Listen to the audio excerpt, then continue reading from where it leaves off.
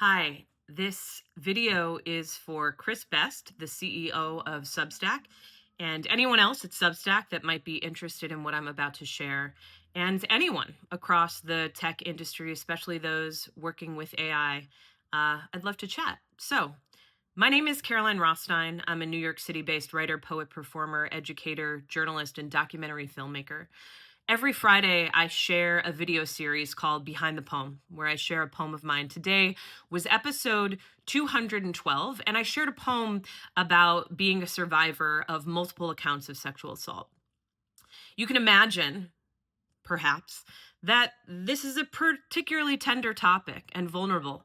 I've been speaking publicly about my experiences as a survivor of multiple accounts of sexual assault throughout my life and career. I do a ton of consent education training work. So, in many ways, I'm used to talking about this publicly. But I will tell you, for me, in my experience as a survivor, one of the many reasons I choose to tell my story, not only in hopes that we eradicate sexual violence and there are no more any survivors, but also because every time that I have been assaulted, harassed, or abused, and unfortunately, there have been many times in my 43 years of life, my narrative is usurped by someone else. Not only is my body violated, but so is my story and my truth. And part of what happens when I share my story is that I get to reclaim it for myself.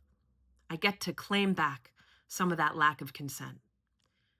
So you can imagine that when I got an email after posting my video across all of my social media platforms this morning, including Substack, when I got an email with the subject, "When a good friend became my abuser," and 3 more shareable clips.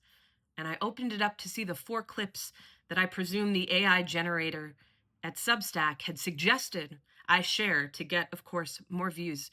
They were "When a good friend became my abuser," "Panic Memory," and "The Good Man Myth," "Trust Broken, a Survivor's First Memory," "My Body Believes the Unarguable Evidence." Not only did it feel like it cheapened and sensationalized my experience by turning it into clickbait, but it also felt like it violated my consent because I didn't ask for any of this.